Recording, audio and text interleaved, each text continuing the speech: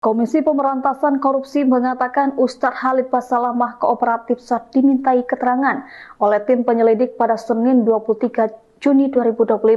Juru bicara KPK Budi Prasetyo mengatakan Ustadz Khalid Basalamah juga menyampaikan informasi-informasi yang dibutuhkan sehingga membantu dalam proses penanganan perkara. Budi mengatakan setiap informasi dan keterangan yang diberikan Khalid Basalamah sangat dibutuhkan untuk mengurai konstruksi perkara. KPK juga tak menuntut kemungkinan untuk meminta keterangan pihak lain terkait kasus kuota haji tersebut. Komisi Pemberantasan Korupsi membenarkan meminta keterangan Ustadz Khalid Basalamah terkait dugaan korupsi penentuan kuota haji dalam penyelenggaraan haji 2024 di Kementerian Agama. Kasus dugaan korupsi tersebut masih dalam tahap penyelidikan di KPK. Budi mengatakan Khalid Basalamah Kooperatif memberikan keterangan penyelidik. Dia berharap sikap tersebut menjadi contoh semua pihak. Sebelumnya, Komisi Pemberantasan Korupsi sedang mengusut dugaan korupsi penentuan kuota dan penyelenggaraan haji di Kementerian Agama. Pelaksana tugas Deputi Penindakan dan Eksekusi KPK Asep Guntur Rahayu